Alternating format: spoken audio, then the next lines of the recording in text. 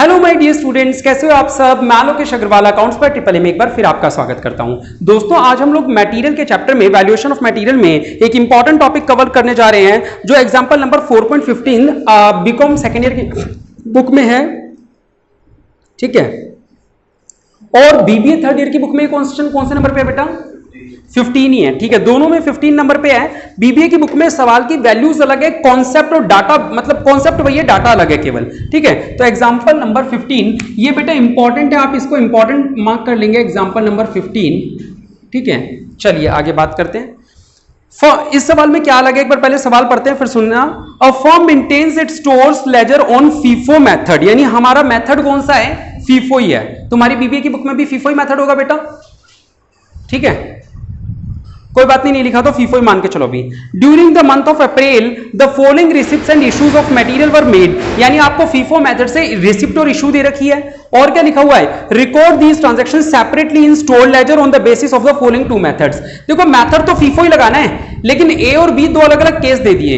ए case में उन्होंने क्या बोला, कह रहा wastage of material is treated as factory overhead. Underline कर लो, wastage of material is treated as factory overhead. जब आप इसको फैक्ट्री ओवरहेड का खर्चा मानते हो तो इसका ट्रीटमेंट कैसे करेंगे? और एक बार बुक में सामने लिख दो, ट्रीट एज नॉर्मल इशू। क्या लिख दो? इसी के सामने, ए पॉइंट के सामने ही एज नॉर्मल इशू लिख दो। क्या लिख दो? As normal issue. और बी पॉइंट हमें दे रखा होगा, second point, cost of units is inflated. बेटा इन्फ्लेटेड वर्ड देख लो, बीबी में भी है ना, सेकंड पे इन्फ्लेटेड। इन्फ्लेटेड वर्ड को सर्किल कर दो या बॉक्स बना दो।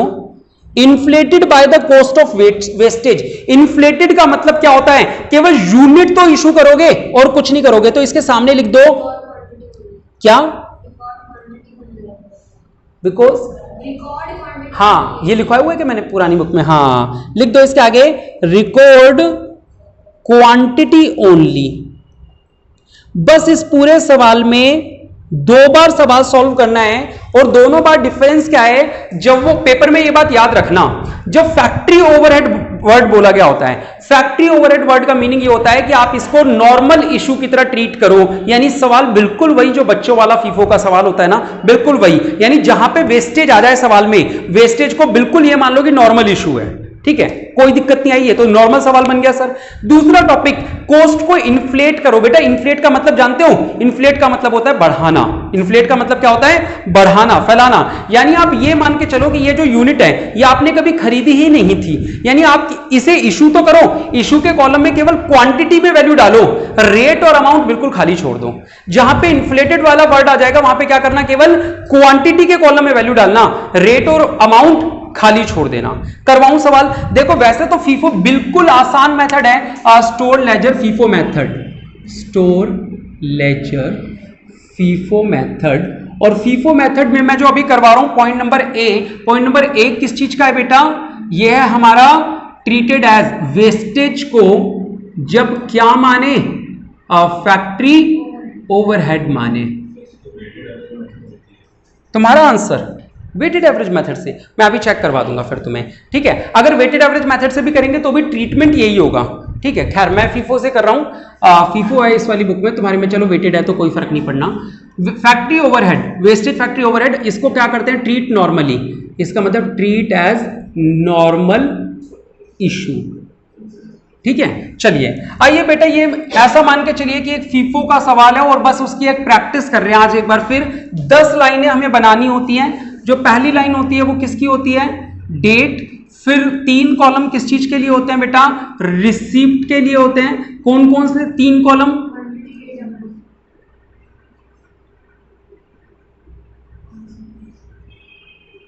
उसके बाद इशू के 3 कॉलम,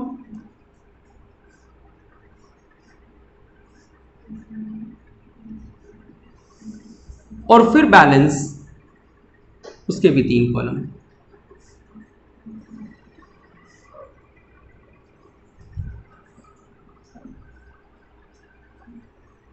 चलो ठीक है, करें बेटा। हाँ, तो सबसे पहले 1 अप्रैल 2019 को ओपनिंग बैलेंस है 400 किलो 10 रुपए के भाव से। 2019 1 अप्रैल ओपनिंग बैलेंस है कितना 400 किलो, तो 4000 कैलकुलेटर लेके बैठे रहो। चलो तेजी से कर देता हूं, आता है कितना बोलो 500 इंटू 6 3000। और अब गोडाउन में दो तरह का माल है। ये लो तुम्हारी फीफो की क्लास नहीं हुई थी ना वंशज, आज फीफो भी हो जाएगा इस बहाने। फीफो का मतलब फर्स्ट इन फर्स्ट आउट, यानी अब गोडाउन में दो तरह का माल है तो अब जोड़ के मत लिखना। फीफो और लीफो में दो आइटम को जोड़ के नहीं लिखते, अलग अलग लिखे रखते हैं। 10 रुपए वाले को अलग ही लिख के रखो कि 400 यूनिट 10 रुपए की, ये तो पहले से पड़ा था सर और आ गया, यानी 500 यूनिट 6 रुपए वाला कितना आ गया 3000। आ रहा है समझ में? गोडाउन में अब दो तरह का माल है। क्लियर है? नेक्स्ट बोलो कितना 500 किलोग्राम इशू किया। बेटा मैं यहां लिखना चाहता हूं 500 किलोग्राम, जब मैं रेट डालूंगा तो फीफो मेथड कहता है कि जो माल पहले आया वो पहले जाना चाहिए, यानी कितने रुपए वाला माल जाना चाहिए पहले 10 रुपए वाला। लेकिन वो ये भी कहता है कि सर ये तो 400 यूनिट ही थी, 500 कैसे दे दोगे, 10 रुपए वाली तो कितनी थी 400, यानी बाकी जो 100 यूनिट दोगे वो फिर अगले वाले में से दोगे 6। तो ये तो 4000 का माल गया और ये 600 रुपए का। देखो 400 यूनिट ये थी, ये पूरी की पूरी चले गई 10 रुपए वाली, खत्म हो गई। इस 500 में से 100 गई, कितनी बची 406 रुपए वाली कितनी हो गई 2400। नेक्स्ट बोलो 7 अप्रैल को कितना 4 अट्ठे 3200। गोडाउन में दो तरह का माल हो गया, 400 इंटू 6 2400 वाला और 400 इंटू 8 3200 रुपए वाला। 15 अप्रैल, हाँ बोलो 10 किलो का माल हमारा वेस्ट हो गया। बेटा वेस्टेज कितना 10 किलो। अब क्योंकि हम इसे क्या कर रहे हैं फैक्ट्री ओवरहेड मान रहे हैं, तो हम इसे नॉर्मल इशू की तरह ट्रीट करेंगे। 6 रुपए का भाव लेंगे, 10 6 60। आ रहा है समझ? बिल्कुल नॉर्मल इशू की तरह। तो 400 में से 10 गया 390, 6 2340 और 408 3200। बताओ समझ में आया या नहीं आया? इसके आगे एक दो लाइन करवा देता हूं, नीचे का करवाऊंगा नहीं क्योंकि वेस्टेज एक ही था ना, और थोड़ी है नीचे। आगे आपको समझ में आ जाएगा ना, यही पैटर्न फॉलो करना है। अब बताओ डेट बोलो कितना 500।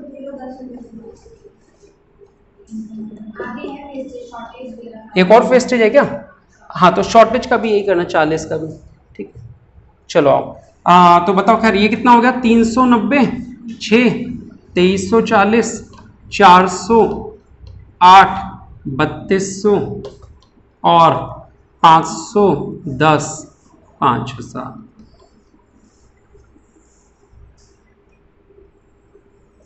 चलो 20 अप्रैल के बाद कितना 50 किलो। अच्छा 850। फीफो मेथड कहता है जो माल पहले आया वो बेचो। सर 6 रुपए वाला बेचूं लेकिन वो तो केवल 390 ही था, मुझे तो 850 देने हैं, यानी बाकी जो चाहिए वो कहां से भेजूं नीचे वाले से। 8 रुपए वाली भी केवल कितनी है सर 400 ही है, मुझे तो 850 देनी है, तो बाकी कहां से भेजूं 10 रुपए में से। आ रही है बात समझ में? एक सेकेंड आरती बेटा तुम्हारा एक बार फोन पे बात कर लो तुम्हारे। हाँ तो 10 रुपए वाले में से कितना 850 भेजना था, तो 9 6 15 1 3 4 4 8 60 यूनिट कहां से भेजूंगा 10 रुपए वाले से। तो ये तो कितना हो गया, ये हो गया 3200 और ये हो गया 600। ठीक है, अब ये 500 में से 60 गई तो कितना बचा 440, 10 रुपए वाली तो 4400 की। और बोलो 26 अप्रैल को शॉर्टेज हो गई, बोलो 40 किलो की शॉर्टेज। तो चाहे वेस्टेज हो चाहे शॉर्टेज हो, ट्रीटमेंट तो दोनों का सेम ही होगा। 40 किलो ना, तो 40 किलो है तो 40 इंटू, ये रेट एक ही था, 40 इंटू 10 कितना 400। तो 40 कम कर दो तो कितना हो जाएगा 410 4000। आ रहा है? कितना बचा अभी? अच्छा 30 अप्रैल को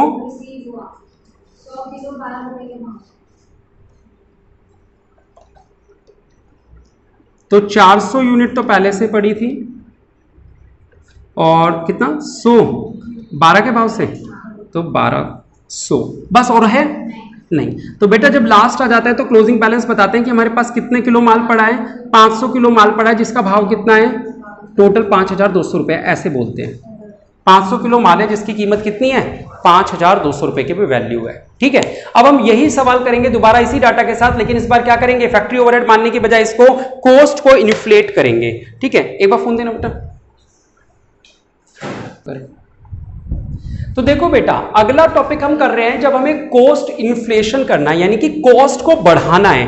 कॉस्ट कैसे बढ़ेगी, जब हमारी अमाउंट तो वही हो, क्वांटिटी नीचे से छोटी हो जाए तो रेट बढ़ जाएगा, वो कॉस्ट इन्फ्लेशन होती है। यानी इस स्टेज पे हम वेस्टेज को कैसे ट्रीट करते हैं, केवल क्वांटिटी लिख देते हैं और कुछ भी नहीं करते।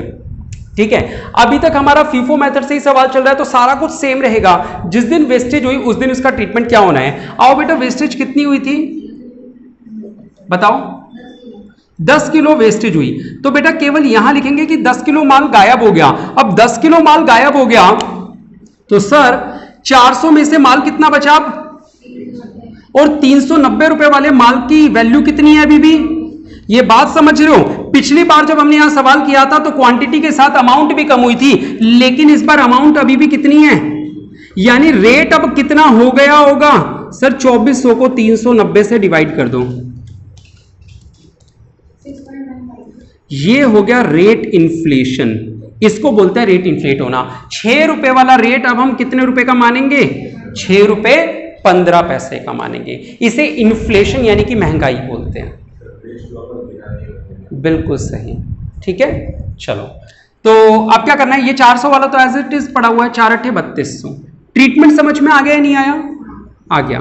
चलो, अब गोडाउन में एक और नया माल आ गया, यानी कि 3 तरह का माल अवेलेबल है। 300 इंटू 6.15 2400 रुपए, 400 इंटू 8 रुपए 3200 रुपए, ठीक है, और 500 इंटू 10 रुपए 5000 रुपए। डन।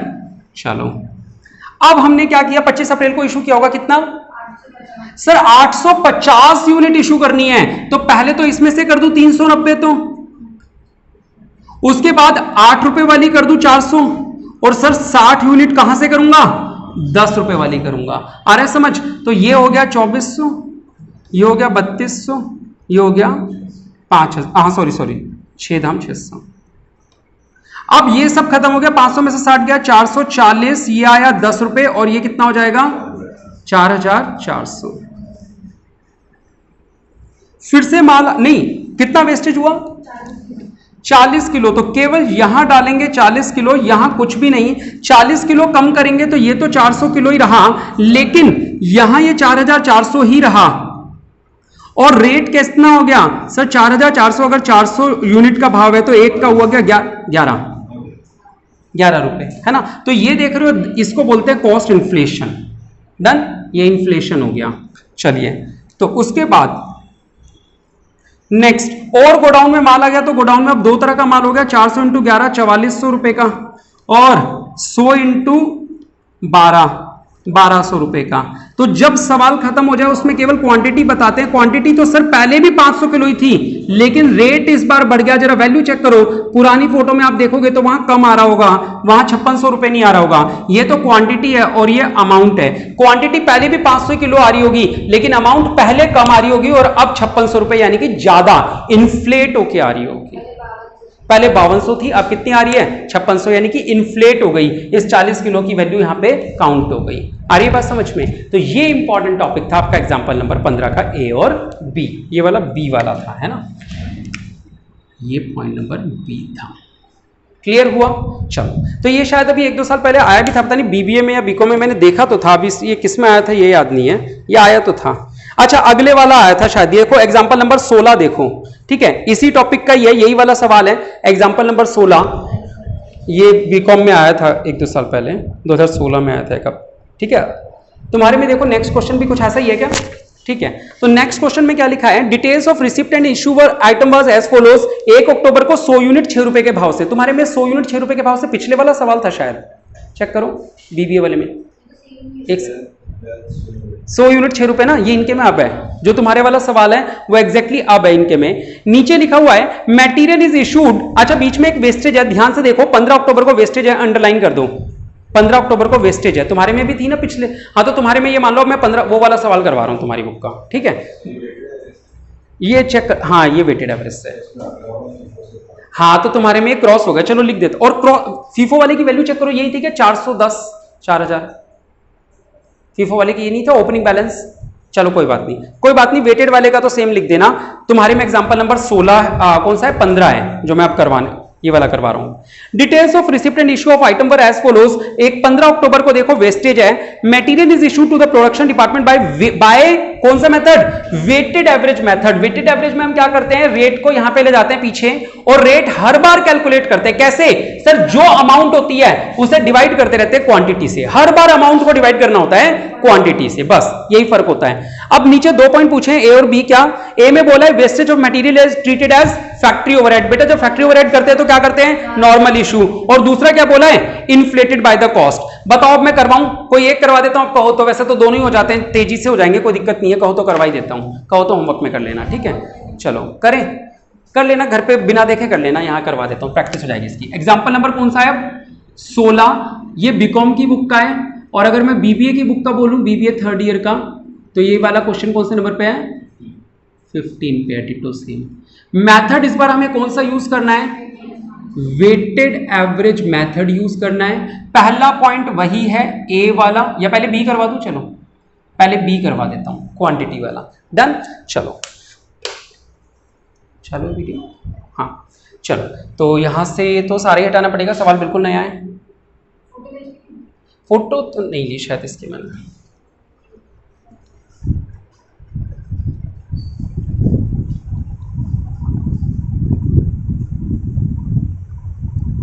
अब मैंने आंसर नंबर चेंज कर दिया, चलो कोई बात नहीं, आप लोग रेक्टिफाई कर लेना, ठीक है। चलो करें बेटा, देखो हाँ मैं ये कह रहा था कि हम वैसे इसी सवाल को भी कर सकते थे वेटेड एवरेज से ही, इसी डाटा को यूज करते हुए, बट कोई बात नहीं, उस वाली बुक का डाटा यूज कर देता हूँ। ये लो, हम चाहते तो एक ही सवाल से सारे मेथड सॉल्व करके देख सकते थे, बट कोई बात नहीं।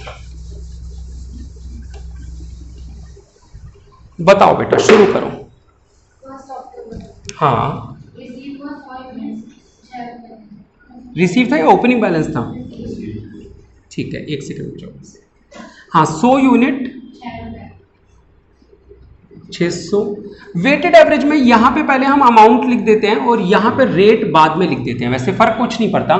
खैर 100 यूनिट 600 रुपए, तो 600 डिवाइड बाय 100 कितना, 6। नेक्स्ट बोलो। 5 अक्टूबर को रिसीव हुआ, हाँ 200 यूनिट 7.50। रिसीव हुआ था दोबारा से 1500, तो 100 और 200 कितनी यूनिट हो गई, 300, 600 1500 2100, 2100 ये 2100, फिर 2100 को 300 से डिवाइड करोगे तो रेट आ जाएगा 7 रुपए। Done, next. अक्टूबर 10 को कितना, 150 यूनिट इशू करी। पिछली बार रेट क्या था, 7 15 7 105, 10,000 नहीं 1050 रुपए, तो 300 में से ये गया तो 150 बचा, और ये बचा 1050, ये हुआ 1050 डिवाइड बाय 150 यानी कि 7 रुपए। आ रहा है समझ, हाँ 8 800, तो अब 150 और 100 कितनी हो गई, 250, 1050 में जोड़ा तो 1850, हेल्प करो मेरी, 1850 डिवाइड बाय 250, 7 पॉइंट, आया समझ। ये लो बेटा 15 अक्टूबर को वेस्टेज हुई, और मैं आपको बी पॉइंट पढ़ा रहा हूं बेटा। बी पॉइंट में हम लोग वेस्टेज को क्या ट्रीट कर रहे हैं, इन्फ्लेटेड, है ना। तो इन्फ्लेटेड का मतलब केवल क्वांटिटी, बताओ कितना, 10 यूनिट ही लिखोगे, यहां कुछ नहीं, तो ये हो गया 240, ये 1850 ही रहा, और रेट चेंज हो गया 1850 डिवाइड बाय 240, हेल्प करो मेरी। 7.7। बताओ ये बातें समझ में आई या नहीं आई, बस यही था, आगे चाहो तो करवा लो, और वेस्टेज है तो करवा लो, बोलो कोई बात नहीं, कर देते, बोलो। 20 अक्टूबर को रिसीव हुआ, हाँ 10.04, 10.04, बताओ 208 2008 कितना, 2008, तो अब 240 में ये जोड़ेंगे 440, 1800 में ये जोड़ेंगे तो 3858, हेल्प करो मेरी, 3858 डिवाइड बाय 440, 7 6, आगे भी आ रहा होगा कुछ, हाँ तो फिर बोलना चाहिए ना, कॉस्ट अकाउंटिंग में तो आगे तक जाना चाहिए। चलो और बोलो। अक्टूबर 25 को 250 यूनिट इशू करी, तो कोई टेंशन नहीं है, 250 यूनिट 8.768, अगर यहाँ 760 लिखते हैं तो वैल्यू चेंज हो जाती है। हाँ बोलो।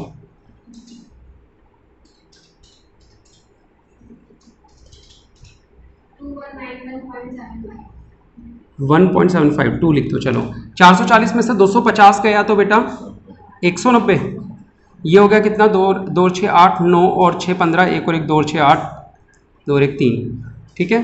तो 16 ये सेम आएगा, 1686 डिवाइड बाय 190 8.768, ठीक है। अगला बोलो। तो क्वांटिटी कितनी आई 190 और अमाउंट कितनी आई 1666, ये आंसर हो गया हमारा। डन। तो ये हमने बी केस इसका पहले कर लिया, अब हम इसी का देखते हैं ए केस, ठीक है।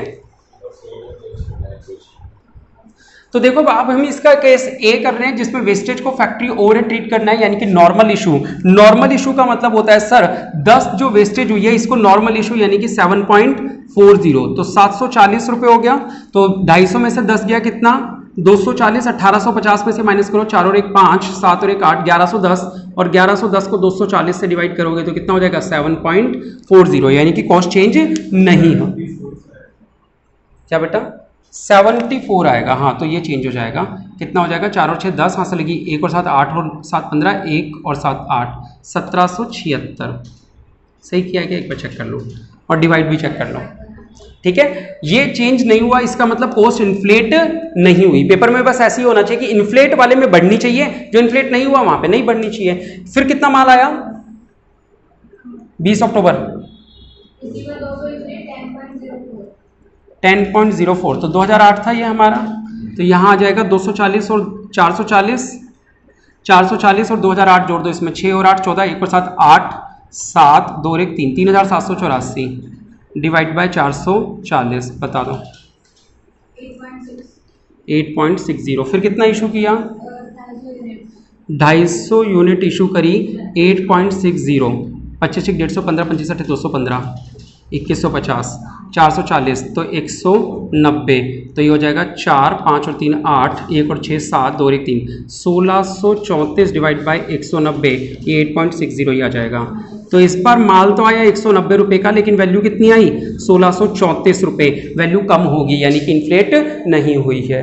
बस ये दो टॉपिक जो इस चैप्टर के थे इंपॉर्टेंट थे। बाकी इससे पहले वाले जो तो बेसिक वो भी आ सकते हैं, हीफो स्टॉक मेथड, क्या ये इंपॉर्टेंट है जो दो किए अपन ने आज जो किए ना, इससे पहले वाला और ये वाला, इनमें ये वाला टॉपिक इंपॉर्टेंट होता है जो रेड पेन से लिखा। बाकी आने को इससे पहले भी जो अपन ने किया base stock method, HIFO LIFO FIFO, हो सकता है उनमें से सिंपल सा सवाल आ जाए, बाकी ये ज्यादा अच्छा होता है। चलिए इसके बाद एक बार देखें आगे क्या है। मेरे ख्याल से शायद चैप्टर खत्म हो गया, अब एक बार डिस्कस कर लेते हैं, है ना। होमवर्क देना होगा तो होमवर्क दे दूंगा, बाकी चैप्टर शायद ये खत्म हो गया। देखो बेटा अभी हमने 16 देखा है, 16 के बाद अकाउंटिंग मटेरियल रिटर्न आने का सवाल है। रिटर्न वाला भी पेपर में आ जाता है, ठीक है। आप लोग एक बार देख लेना रिटर्न को, बस आप ये मान लेना कि रिसिप्ट आया है आपके पास। कोई माल जो रिटर्न आता है, रिटर्न आने का मतलब गोडाउन में वापस आया है, वापस आया तो आप उसको क्या मानोगे रिसिप्ट। जैसे कि एग्जांपल नंबर 17 देखो जो मेरे पास अगला सवाल है, ठीक है, उसमें कोई रिटर्न आया है क्या? नहीं, इसमें तो क्या लिखा है, certain type of material during the year, store ledger account already बना के दे रखा है।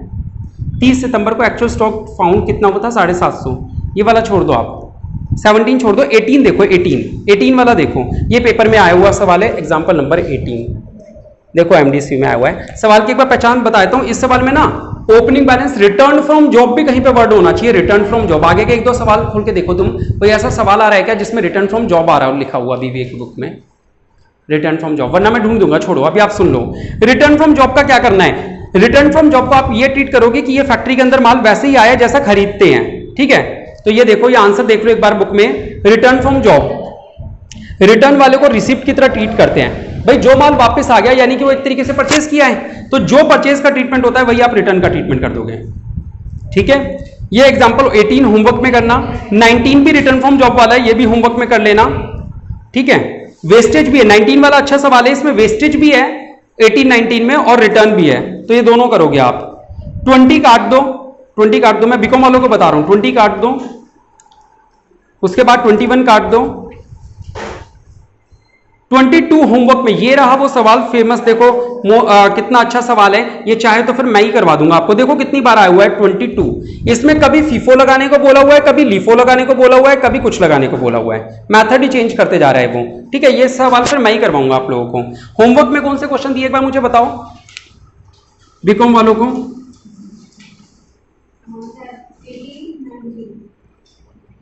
14-15 तो मैंने करवा दिए हैं, 18-19 होमवर्क है। ठीक है, 22 मुझे करवाना है, ये सवाल मुझे याद दिला देना। 22 मैं करवाऊंगा, 23 काट दो, 23 काट दो, बस चैप्टर खत्म। यानी एक सवाल बचा है 22, ये भी चाहे तो हम आज ही डिस्कस कर लेते हैं ताकि एक बार खत्म ही हो जाए चैप्टर। हाँ बेटा, तो अभी हम जो सवाल कर रहे हैं ये बीबीए की बुक में 23rd नंबर पे, बीकॉम में 22nd पे है। इसमें एक ही सवाल में, एग्जामिनर का बड़ा फेवरेट क्वेश्चन है, पेपर में 3-3 बार आ चुका है आरयू में ही। ये इसमें एक ही क्वेश्चन में तीनों मेथड देख लेता हूं बच्चों को आते हैं या नहीं आते। 3 अलग अलग सवाल क्यों देने, एक ही में देख लो बच्चे को आते नहीं आते। तो बेटा देखो सवाल में क्या लिखा है, 15 जनवरी 2019। तो मुझे बीकॉम की बुक से वैल्यूज बताते रहो 2019 की। हाँ आइए, 250 यूनिट 312.5, कैलकुलेटर लो। एक सेकंड रुको, कोस्टिंग वर्ड है, अंडरलाइन कर लो, जिसकी में 31,250 है या जो भी है 3000, हाँ 31,125 है तो भी वही मानना बेटा। ये कोस्टिंग वर्ड है सारे, कोस्टिंग का मतलब ये टोटल कोस्ट है 312.5 या 3,125 रुपए। बीबीए की बुक में 3,125 है, फर्क नहीं पड़ता।